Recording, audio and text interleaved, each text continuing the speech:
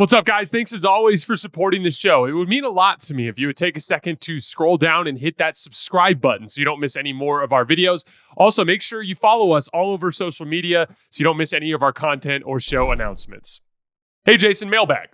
What do you think is going on with Jamal Murray? Is it laziness or insatisfaction with one ring? I've heard via Denver beat writers that Murray never comes into seasons in shape and doesn't rehab as hard as he could for injuries. Is it coincidence? Either way, for Denver to do anything this year, Murray needs to wake up, and he just got a damn max contract to put a ton of pressure on the Nuggets front office in order to do so. So frustrating as a Nuggets fan. So, I've always thought it's interesting how this kind of thing can snowball. And another example of this kind of thing is with Joel Embiid, where it's like everyone focuses on the injuries. And I'm not going to sit here and pretend like injuries don't have a certain luck element to them and that there's some of that that's outside of your control. But on a basic level, let's talk through it. If you, as a professional athlete, take the level of seriousness necessary with your diet and your exercise regimen to be in shape, which should be in theory, the baseline of being a professional athlete, right? Then you limit your chances of sustaining an injury. If you limit your chances of sustaining an injury, you have longer, more consistent stretches of being healthy, which continue to help you be in better shape, which continue to perpetuate your health and your ability to avoid those injuries. The exact opposite happens when you're not in shape. So if Jamal Murray or Joel Embiid comes into the season out of shape and he shows up to training camp, and I know there's just not a ton of you guys that listen to the show that played in college, but I know there's some of you guys that played in college or played in high school. Do you guys remember what it was like as a college basketball player showing up to campus in August, September, and the type of heavy duty conditioning and how they kick your ass on the court every day? Do you remember in high school in early November when you'd have your tryouts and then that first 2 weeks in November, how much you have to run, how much conditioning there is, how many defensive drills you do? Those are hard on your body. And if you go into that situation out of shape, yeah, you're playing your way into shape through that training camp or that early part of the season where you're starting up the engine, starting up that process. But that's also where you can sustain injuries if you're not in shape. And so if you come into season out of shape and then you suffer a nagging injury in training camp, in large part because you're out of shape, and that forces you to miss time, which makes it so that when you're trying to fight your way back onto the court, you're also out of shape.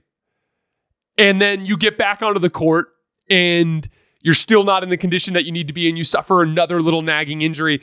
It can just kind of drag on throughout the season. Luka Doncic is another guy that's kind of a victim of this type of approach. You dramatically improve your luck on the injury front just by taking care of your body before you go into these processes. If you can spend the month of August and September before NBA training camp, not necessarily playing with a lot of impact or killing your body, but at least hyper-focusing on your diet and making sure you're at the right weight and have a good baseline for cardio and all that kind of stuff going into training camp, you just have a better chance of surviving that process without suffering nagging injuries. So they are all related. And you're right. I've heard the same things about Jamal Murray in the way he approaches his rehab and what the type of condition he comes into training camp in. And I absolutely believe those things are connected. And so what's going to turn things around for Jamal Murray? Getting in shape and staying in shape and not letting himself get out of shape. That will help him do better on the injury front. If he can go an extended stretch of not being injured, he'll feel his base getting stronger and he'll get in a better rhythm on the court. Because that's the other part of it.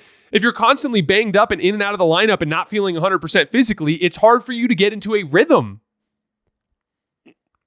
I watched Jamal Murray hit a couple of jump shots in a game last week, can't remember which one, where he's just not getting a ton of lift. And he's making the shot, but it's all wrist at the top of the shot because he's just not getting the lift that he needs. Jamal Murray that we've seen in the playoffs in the past gets separation. He's an athlete. He'll dunk on you. And he's just not in that condition as often as he needs to be. And there's some criticism that he deserves as a result of that. And you're right, there is pressure. Nikola Jokic is the best player in the world. This roster has enough talent to be good. They need Jamal Murray to be better. And so it starts with him. It starts with him and his approach and making sure that he holds up his end of the bargain as a professional athlete.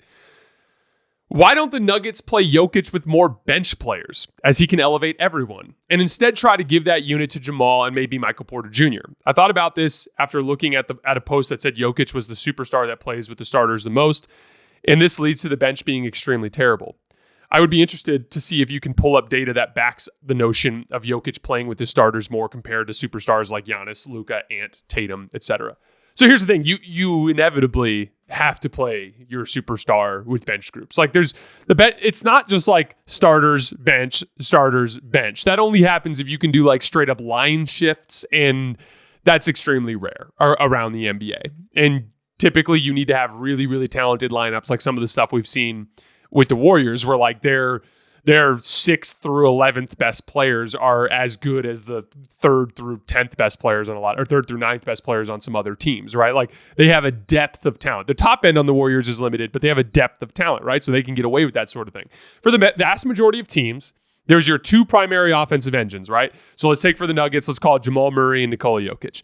There's going to be a bench unit that is led by Jamal Murray, and there's going to be a bench unit that's led by Nikola Jokic. If you imagine they start the game together, one of them goes to the bench, and this guy's got to carry a lineup, and then they swap, and then that guy's got to carry a lineup, and then they come back on the floor together and they close the half, right? Like it's more complicated than that, but that's the gist of it, right? And so inevitably, Jokic is going to be playing with bench groups. Now, what I believe you're referencing is like pairing more of the starters when Jokic is off the floor. And there is some upside to that potentially, but the Nuggets have done that over the years. Generally speaking, when it's like playoff time, it's a lot of like Aaron Gordon's out there with Jamal Murray, and Aaron Gordon's out there with Christian Brown, and they're switching and they're trying to get stops, and they're counting on Aaron Gordon and Jamal Murray to make something out of nothing. The problem is that like it's really difficult to do that over the course of the regular season, because then you're going to put a lot of minutes on your starters, which can wear them down in the big picture. And so like I understand when coaches try to make it work with deep bench lineups, because every time you have a non-damaging stretch with a deep bench lineup, you give yourself rest for your starters and you dramatically improve your ability to compete over the extent of the season. There's also this thing that you run into a lot where coaches don't want to have to lean on that sort of thing, because then you kind of pigeonhole yourself into that for the rest of the season. So for instance, like some lineups are bad, but if you give them time, they'll become better. And so you have to be willing to put up with some suck along the way, right? And so a lot of times, like you'll see a group out there and it'll be like, man, like why don't they stagger this guy in there? Why don't they put that guy in there? And it's like, maybe Coach Malone will do that if he needs to, but he wants to not do that if he can. Because if he doesn't do that, he gives that lineup more reps, more opportunity for Julian Strawther to try to create offense, right? More opportunity to let Russell Westbrook work with these bench guys and see what he can put together. And then hopefully in the long run, that lineup just performs better, right?